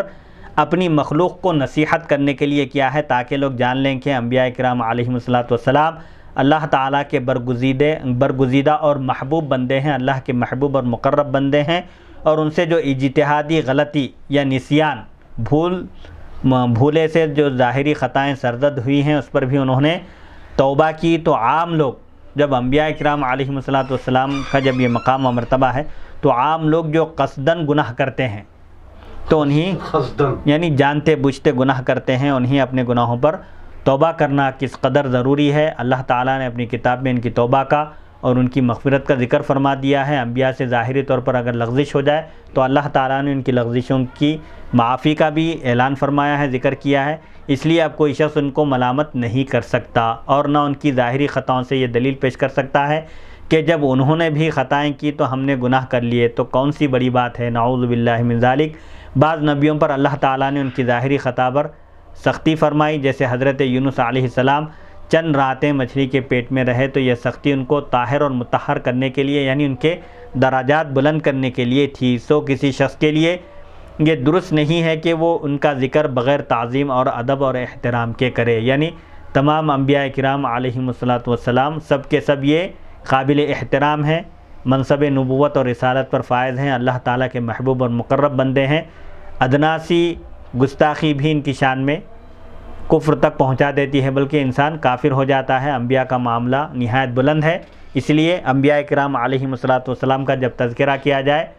تو ان کی تعظیم اور ان کا احترام کیا جائے، اور ایسے واقعات سے جہاں اللہ تعالیٰ نے ان کی خطاؤں کو معاف کرنے کا اعلان کیا ہے اس سے یہ دلیل نہ پیش کی جائے کہ جب انبیاء سے نعوذ باللہ من ذالک خطا ہو سکتی ہے تو ہم تو بشر ہیں، ہم سے کیسے غلطی نہیں ہوگی۔ یہ بہت بڑی غلطی ہے، یہ بہت بڑا گناہ ہے۔ انبیاء کرام علیہم الصلاۃ کا اللہ تعالیٰ نے تذکرہ فرمایا اور ان کی تعریف اور توصیف بھی بیان کی، جیسے حضرت آدم علیہ السلام کے بارے میں فرمایا ثم اجتباہ ربہ فتاب علیہ وہدی، یعنی پھر ان کے پروردگار نے ان کو منتخب فرمایا، اللہ کے منتخب بندوں میں ہیں ابو البشر حضرت سیدنا آدم صفی اللہ علیہ السلام کہ اللہ تعالیٰ نے ان کی توبہ قبول فرمائی اور انہیں ہدایت پر ثابت قدم رکھا۔ انبیاء کرام علیہ السلام کی ظاہری خطاؤں کا ذکر کرنا جائز نہیں ہے۔ میں کہتا ہوں کہ قرآن مجید کی تلاوت اور احادیث صحیحہ کی قرأت کے دوران انبیاء کرام علیہ السلام کی لغزشوں کا جو ذکر کیا گیا ہے اس کے علاوہ ان کی زلات یعنی ان کی لغزشوں کا ذکر کرنا جائز نہیں ہے، بلکہ ابن الحاج مالکی نے اور اعلیٰ حضرت فاضل بریلوی رحمۃ اللہ علیہ نے اس کو کفر لکھا ہے۔ علامہ ابن الحاج کی عبارت المدخل جلد نمبر 2 صفحہ 14 پر ہے، اور اعلیٰ حضرت کی عبارت فتاوی رضویہ جلد 1 صفحہ 333 تا 334 طبع کراچی پر ہے، یعنی کراچی سے جو آپ کے فتاوی رضویہ چھپی ہیں اس میں آپ نے یہ لکھا ہے۔ سید ابو الاعلیٰ مودودی نے حضرت نوح علیہ السلام کے متعلق لکھنا ہے، جس بیٹے نے حق کو چھوڑ کر باطل کا ساتھ دیا اس کو محض اپنا سمجھنا کہ وہ تمہاری سب سے پیدا ہوا ہے، محض ایک جاہلیت کا جذبہ ہے۔ آگے چل کر لکھا ہے اور تڑپ کر بیٹے کی معافی کے لیے درخواست کرتے ہیں، لیکن دربار خداوندی سے ان کو روک دیا جاتا ہے کہ اے نوح، آپ کا بیٹا آپ کے اہل میں سے نہیں ہے، وہ کافر ہے، کافروں کا اس نے ساتھ دیا ہے، لہذا وہ آج غرق ہو کر رہے گا۔ غور فرمائیے، فوج شدہ ڈوب کر رہے گا یعنی ڈوب کر مر جائے گا۔ غور فرمائیے، فوج شدہ عام مسلمانوں کی خطاؤں کا ذکر کرنا بھی جائز نہیں ہے۔ فوج شدہ یعنی انتقال کیے ہوئے لوگوں کی خطاؤں کا ذکر کرنا بھی جائز نہیں ہے۔ تو حضرت نوح علیہ السلام کے متعلق اس طرح کہنا یہ کس قدر قابل افسوس ہے۔ جماعت اسلامی کے بانی ابو الاعلیٰ مودودی صاحب نے یہ جو لکھا ہے اس پر آپ علامہ غلام رسول سعیدی صاحب رحمۃ اللہ علیہ گرفت کرتے ہوئے فرماتے ہیں کہ جب ایک عام مومن کی خطاؤں کا ذکر کرنے کی جب اجازت نہیں ہے تو حضرت نوح علیہ السلام تو اولو العزم پیغمبروں میں آپ کا شمار ہوتا ہے، اول الرسل آپ کو کہا گیا ہے اور آپ کا مقام و مرتبہ ہے بڑا، اس طرح ان کو نہیں کہنا چاہیے۔ آپ یہاں ان کی اس غلطی کا یعنی حضرت نوح علیہ السلام کے بارے میں جو ابو الاعلیٰ مودودی نے لکھا ہے آپ نے اس کی تردید کی اور فرماتے ہیں کہ جب ایک عام مومن کی خطاؤں کا ذکر کرنا درست نہیں ہے تو حضرت نوح تو ایک جلیل القدر پیغمبر ہیں، ان کو خطا کی طرف منسوب کرنا درست نہیں ہے۔ زبان اور قلم دونوں کو بھی احتیاط کے دائرے میں رکھنا چاہیے۔ اللہ تعالیٰ ارشاد فرماتا ہے سلام علی نوح فی العالمین، سلامتی ہو حضرت نوح پر تمام جہاں والوں میں، یعنی اللہ تعالیٰ نے ان کی تعریف اور توصیف فرمائی، ان پر اپنی سلامتی بھیجی، ان کو اپنی حفاظت میں رکھا۔ اللہ تعالیٰ حضرت نوح علیہ السلام کا ذکر کس قدر تعظیم اور تکریم سے فرما رہا ہے اور مودودی نے ان کا ذکر کس طرح کیا ہے، آپ اس کا جائزہ لے سکتے ہیں۔ اس اعتراض کا جواب کیا اسماء رجال کی کتب میں، یعنی جرح و تعدیل، جو راوی ثقہ ہیں قابل بھروسہ ہیں ان کی روایت لی جا سکتی ہے یا نہیں، یہ ایک مستقل فن ہے، اس پر بڑے بڑے بزرگان دین نے، بڑے بڑے علماء نے اپنی عمریں لگا دی ہیں، کھپا دی ہیں، تو اس میں ان کتب میں مردہ راویوں کے عیوب بیان کیے جاتے ہیں، یعنی اس فن میں ہی یہ کام ہوتا ہے کہ فلاں راوی جھوٹ بولتا ہے اس لیے اس کی روایت قابل اعتماد نہیں ہے، فلاں راوی فاسق اور فاجر ہے لہذا اس کی روایت قابل اعتبار نہیں ہے۔ یہ کب کہا جا رہا ہے؟ اس کے انتقال کے بعد۔ تو اس کا کیا جواب ہے؟ سلسلے میں فرماتے ہیں اس جگہ یہ اعتراض بھی ہوتا ہے کہ انتقال کیے ہوئے مسلمانوں کو برا کہنا منع ہے، تو پھر اسماء رجال کی کتابوں میں ضعیف اور موضوع راویوں کی بکثرت برائیاں مذکور ہے، فلاں راوی کی روایت اس لیے قابل قبول نہیں ہے کہ وہ جھوٹ سے کام لیتا تھا، وہ خیانت کرتا تھا، اس طرح ذکر کیا گیا، حالانکہ وہ بھی انتقال کیے ہوئے مسلمان ہیں۔ اس کا جواب یہ ہے کہ ان کی برائیوں کا ذکر ان کی توہین کے لیے نہیں کیا جاتا، بلکہ اس لیے کیا جاتا ہے کہ ان کی روایت سے احتیاط کی جائے، ان کی روایت قابل عمل ہے یا نہیں یہ بتلانے کے لیے کیا جاتا ہے۔ نیت یہاں درست ہے، نیت ان کی توہین، ان کی انسلٹ کرنا مقصود نہیں ہے، ان کی روایت سے کسی عقیدے کو ثابت نہ کیا جائے اور نہ کسی چیز کی حلت یا حرمت پر استدلال کیا جائے، یعنی یہ بتلانے کے لیے کہ بھئی فلاں راوی قابل بھروسہ نہیں ہے لہذا ان کی روایت کو لے کر کسی مسئلے میں کسی حکم کو حلال یا حرام نہ کہیں، قابل اعتبار راویوں سے جو روایتیں آئی ہیں ان پر عمل کیا جائے۔ باب نمبر 98، باب ذکری شرار الموتا، بدترین مردوں کا ذکر۔ حدیث نمبر 1354، حدثنا عمر بن حفص قال حدثنا ابی قال حدثنا العامش حدثني عمرو بن مرة عن سعید بن جبیر عن ابن عباس رضی اللہ تعالی عنہما قال قال ابو لہب علیہ لعنۃ اللہ للنبی صلی اللہ علیہ وسلم تبا لک سائر اليوم فنزلت تبت یدا ابی لہب وتب۔ امام بخاری رحمۃ اللہ علیہ روایت کرتے ہیں، ہمیں عمر بن حفص نے بیان کیا، انہوں نے کہا ہمیں میرے والد نے بیان کیا، انہوں نے کہا ہمیں عامش نے بیان کیا، انہوں نے کہا مجھے عمرو بن مرہ نے بیان کیا، سعید بن جبیر سے انہوں نے حضرت ابن عباس رضی اللہ عنہما سے انہوں نے بیان کیا کہ ابو لہب جس پر اللہ کی لعنت ہو، اس نے نبی کریم صلی اللہ علیہ وسلم سے کہا جس وقت آپ صلی اللہ علیہ وسلم نے کوہ صفا پر پہاڑ پر کھڑے ہو کر سب لوگوں کو، قریش کو سب کو جمع کیا اور اللہ کی وحدانیت کا پیغام سنایا تھا، تو اس موقع پر ابو لہب نے کہا تھا تبن لک سائر الیوم، نعوذ باللہ من ذالک، یعنی کہ آپ کے لیے سارا دن ہلاکت ہو، تباہی ہو۔ جب ابو لہب نے یہ کہا تب یہ آیت نازل ہوئی کہ ابو لہب کے دونوں ہاتھ ٹوٹ جائیں اور وہ خود بھی ہلاک ہو جائے۔ اس حدیث کے رجال کا پہلے تذکرہ کیا جا چکا ہے۔ اس حدیث کی عنوان کے ساتھ مطابقت اس جملے میں ہے، ابو لہب لعنت اللہ علیہ نے کہا، حضرت ابن عباس رضی اللہ عنہما نے ابو لہب کے ساتھ لعنت اللہ علیہ کا لفظ استعمال کیا، یہ بتانے کے لیے کہ بدترین کافر ہے، مشرک ہے، اس پر جس قدر لعنت کی جائے کم ہے، یعنی کوئی اگر برا ہو، مردہ کافر ہو، مشرک ہو تو اس کو برائی کے ساتھ ذکر کیا جا سکتا ہے۔ اس عنوان کے تحت امام بخاری پر حدیث مرسل لانے کا تعین، اس عنوان کے تحت امام بخاری نے جو حدیث بیان کی وہ مرسل ہے، یعنی درمیان میں ایک راوی کا نام چھوٹ گیا ہے۔ یہ حدیث مرسل ہے کیونکہ حضرت ابن عباس رضی اللہ عنہما کی عمر ہجرت کے وقت صرف 3 سال تھی اور یہ آیت مکے میں نبوت کے ابتدائی سالوں میں نازل ہوئی ہے۔ اس وقت حضرت ابن عباس رضی اللہ عنہما پیدا بھی نہیں ہوئے تھے۔ اس عنوان کے مطابق یہ حدیث تھی۔ حضرت انس رضی اللہ عنہ بیان کرتے ہیں کہ پھر ایک اور جنازہ گزرا تو مسلمانوں نے اس کی مذمت کی، پس رسول اللہ صلی اللہ علیہ وسلم نے فرمایا واجب ہو گئی، یعنی آپ صلی اللہ علیہ وسلم کے پاس سے 2 جنازوں کا گزر ہوا، آپ نے پہلے جنازے کے بارے میں بھی فرمایا کہ واجب ہو گئی، دوسرے جنازے کے بارے میں بھی فرمایا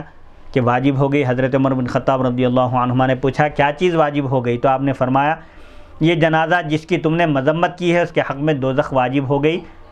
تم زمین میں اللہ کے گواہ ہو، تم جس کے حق میں گواہی دے دو اچھے ہونے کی وہ نیک ہے، اور جس کے حق میں گواہی دے دو کہ وہ برا ہے تو وہ یقیناً برا ہے۔ امام بخاری کو چاہیے تھا کہ اس عنوان کے تحت ابن عباس رضی اللہ عنہما کی حدیث کے بجائے اس حدیث کو لاتے، کیونکہ اس حدیث میں بدترین مردوں کا ذکر ہے اور یہ حدیث متصل ہے اور اس کی سند اصطلاحات حدیث کے لحاظ سے صحیح ہے، جو محدثین کے نزدیک جو قواعد ہیں اس کے مطابق ہے، اور جو حدیث انہوں نے ذکر کی یعنی امام بخاری نے وہ مرسل ہے، اس میں ایک راوی کا نام درمیان میں چھوٹ گیا ہے۔ امام بخاری نے اس حدیث کو یہاں اختصار کے ساتھ مختصر بیان کیا ہے اور سورۃ الشعراء کی تفسیر میں اس کی تفصیل سے روایت کی ہے۔ وہاں اس حدیث کا متن اس طرح ہے، حضرت ابن عباس رضی اللہ عنہما بیان کرتے ہیں جب یہ آیت مبارکہ نازل ہوئی وانذر عشیرتک الاقربین، سورہ شعراء آیت نمبر 214، اور آپ اپنے قریبی عزیز و اقارب رشتہ داروں کو اللہ کے عذاب سے ڈرائیے، تو نبی کریم صلی اللہ علیہ وسلم نے صفا نامی پہاڑ پر چڑھ کر یہ آواز دی، اے بنو فہر، اے بنو عدی، یہ قریش کی شاخیں ہیں، یہاں تک کہ آپ کی ندا پر، آپ کی آواز پر سب جمع ہو گئے۔ جو شخص خود نہیں آ سکا اس نے اپنے نمائندے کو بھیج دیا تاکہ معلوم ہو کہ کون بلا رہا ہے اور کیوں بلا رہا ہے۔ پس ابو لہب اور دیگر قریش آئے، آپ نے فرمایا اگر میں تم کو یہ خبر دوں کہ اس وادی میں ایک لشکر ہے، اس پہاڑ کے پیچھے ایک لشکر ہے جو تم پر حملہ کرنے والا ہے، تو کیا تم میری بات مانو گے، کیا تم میری تصدیق کرو گے؟ سب نے کہا ہاں، ہم نے جب بھی تجربہ کیا ہے آپ کی خبر سچی تھی، ہم نے آپ کو کبھی جھوٹ بولتے ہوئے نہیں سنا، آپ فرما رہے ہیں تو یقیناً یہ بات سچ ہوگی۔ آپ نے فرمایا پس میں تم کو اس سخت عذاب سے ڈرانے والا ہوں جو تمہارے سامنے ہے، یعنی پہلے آپ نے اپنی ذات کو منوایا، جب آپ کو لوگ مان لیے تو آپ نے پھر اللہ کی وحدانیت کا پیغام پہنچایا، تو اس موقع پر ابو لہب نے کہا تمہارے لیے سارا دن تباہی ہو، کیا تم نے ہم کو اسی لیے جمع کیا تھا؟ تب یہ آیت نازل ہوئی، تبت یدا ابی لہب وتب ما اغنی عنہ مالہ وما کسب، ابو لہب کے دونوں ہاتھ ٹوٹ جائیں اور وہ خود بھی ہلاک ہو جائے، اس کے مال نے اس کو عذاب سے نہیں بچایا اور نہ اس کی کمائی نے، یعنی اس کے بیٹے نے، یعنی اس کو کوئی چیز، نہ اس کا مال کام آئے گا آخرت میں، نہ اس کی اولاد اس کو بچا سکے گی۔ ابو لہب کے نام کے بجائے اس کی کنیت ذکر کرنے کی توجیہ، ابو لہب انتہائی خوبصورت تھا اس لیے اس کو ابو لہب کہا گیا، لہب کے معنی شعلے کے ہیں۔ ابو لہب کا نام اصل میں عبد العزیٰ تھا، قرآن مجید میں اس کی کنیت ذکر کی گئی، اس کا نام نہیں آیا، اس کا نام ذکر نہیں کیا، اس کی کنیت ذکر کی کیونکہ وہ اپنی کنیت سے زیادہ شہرت رکھتا تھا۔ اور دوسری وجہ یہ ہے کہ کیونکہ اس کا نام عبد العزیٰ تھا، یعنی عزیٰ نام کے درخت کا بندہ۔ یہ کافروں کے پاس بتوں کے نام تھے، عزیٰ ہے، لات ہے، منات ہے، جس کی قریش پرستش کرتے تھے، سو اس کا نام اس لائق نہ تھا کہ اس کا قرآن مجید میں ذکر کیا جاتا عبد العزیٰ کہہ کر، اس لیے عبد العزیٰ کے بجائے اس کی کنیت ابو لہب ذکر کی گئی۔ تیسری وجہ یہ ہے کہ اس کا ٹھکانہ جہنم تھا اور شعلے مارنے والی آگ اس کو لازم تھی، یعنی شعلے والی آگ میں اس کو داخل کیا جانا لازم ہے قیامت کے دن۔ اس میں یہ کنایا ہے کہ آگ کے شعلوں کی لپیٹ اس کو لازم رہے گی، جیسے اس کا نام میں لہب کا ہے، لہب کے معنی ہے شعلہ، ابو لہب شعلے والا ہے، یہ آخرت میں بھی یہ شعلے والا ہی رہے گا۔ اس آیت کی مکمل تفسیر حضرت علامہ غلام رسول سعیدی صاحب فرماتے ہیں ہماری تفسیر تبیان القرآن میں سورہ شعراء آیت نمبر 214 کے تحت ملاحظہ فرمائیں۔ امام بخاری نے بدترین مردوں کے عنوان میں ابو لہب کا ذکر کیا ہے کیونکہ وہ مشرک تھا اور اس کو دائمی عذاب لازم تھا، یعنی سخت ترین کافر اور مشرک تھا وہ، حضور پاک علیہ الصلوۃ کو سخت تکلیف پہنچایا کرتا تھا۔ باب مذکور یعنی اس باب کی حدیث شرح صحیح مسلم جلد نمبر 1 صفحہ نمبر 829 پر بھی مذکور ہے۔ اس کی شرح کے عنوان حسب ذیل ہیں یا اس طرح بنائے گئے ہیں کہ نمبر 1 اہل بیت اطہار کے لیے رسول اللہ صلی اللہ علیہ وسلم کی شفاعت سفارش کا بیان، نمبر 2 گستاخان رسول پر شدت سختی برتنے کا بیان، ابو لہب کا مکمل تعارف اور اللہب کی تفسیر۔ ہماری تفسیر تبیان القرآن جلد 12 میں سورہ لہب میں ملاحظہ فرمائے۔ کتاب الجنائز کی تکمیل الحمدللہ علامہ غلام رسول سعیدی صاحب رحمۃ اللہ علیہ کی یہ جو بخاری شریف کی مشہور زمانہ شرح ہے، یہ کتاب الجنائز کا آج اختتام ہوتا ہے آج کی اس نشست میں۔ آپ فرماتے ہیں کتاب الجنائز کی تکمیل الحمدللہ رب العالمین والصلاۃ والسلام علی سیدنا محمد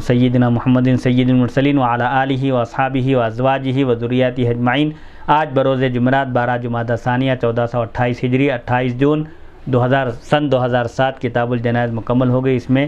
210 احادیث مرفوعہ ہیں، ان میں تعلیقات یعنی بغیر سند کے اور متابعات یعنی کنٹینیو روایت کی جانے والی روایتوں کی تعداد 56 ہے، بقیہ احادیث موصولہ ہیں،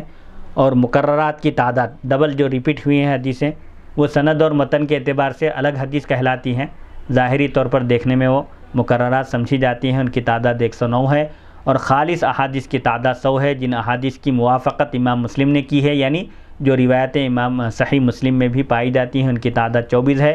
کتاب الجنائز کی تکمیل کے ساتھ ہی کتاب الصلاۃ کی بھی تکمیل ہو گئی، اس کے بعد انشاءاللہ کتاب الزکوٰۃ شروع ہوگی۔ آپ یہاں دعا کرتے ہوئے کہتے ہیں الہ العالمین جس طرح آپ نے اپنے کرم سے یہاں تک پہنچا دیا ہے، صحیح بخاری کی باقی احادیث شریفہ کی بھی شرح کی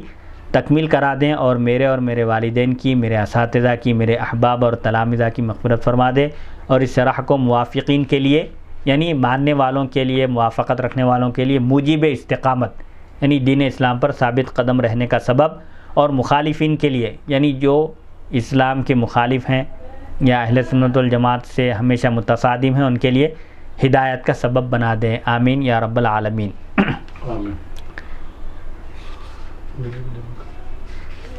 انشاءاللہ اگلی نشست میں کتاب الزکاۃ جو اسلام کا ایک اہم اور بنیادی رکن ہے، اس سے انشاءاللہ اپنی اگلی نشست کا آغاز ہوگا۔ اللہ تعالیٰ سے میں دعا کرتا ہوں کہ وہ ہم کو سننے اور سنانے سے زیادہ احکام شریعت پر عمل کرنے کی توفیق عطا فرمائے۔ الہ العالمین حضور پاک علیہ الصلوۃ کے صدقہ تو فل مولا ساری دنیا کے مسلمانوں کو دین اسلام پر ثابت قدمی عطا فرما، آمین۔ اسلام کا بول بالا فرما، اور اسلام دشمن طاقتوں کو مغلوب فرما دے مولا، ان کو ان کی کوششوں میں ناکام کر دے مولا، ان کی سازشوں کو انہیں پر پھیر دے۔ الہ العالمین حضور پاک علیہ الصلوۃ کے صدقہ تو فل مولا ہماری اس ریکارڈنگ کے ڈائریکٹر مولانا سید عبدالواسع حسینی بخاری چشتی صاحب کو صحت و عافیت سے سرفراز فرما، اور ان کی تمام دنیاوی جائز مقاصد میں انہیں کامیابی عطا فرما، ان کے اہل و عیال کو خوش و خرم رکھ مولا، ان سب کی عمروں میں زندگیوں میں برکت عطا فرما، اور تمام آفتوں اور بلاؤں سے ان سب کی حفاظت فرما، زمینی فتنوں اور آسمانی بلاؤں سے ان کے اہل خانہ کی سب کی حفاظت فرما مولا، اور ان کے اہل و عیال آل اولاد سب کو صحت و عافیت عطا فرما، اسی طرح دین اور دنیا کی تمام نعمتوں سے بہرہ ور فرما مولا، اور حضور پاک علیہ الصلوۃ والسلام کے صدقہ فعل مولا استقامت اور ایمان پر ثابت قدمی عطا فرما، حضور پاک علیہ الصلوۃ والسلام کی قیامت کے دن شفاعت نصیب فرما، اور ہم سب کا خاتمہ مولا ایمان پر فرما۔ وصلی اللہ تعالی علی خیر خلقہ سیدنا محمد و آلہ و صحبہ اجمعین، والحمد للہ رب العالمین۔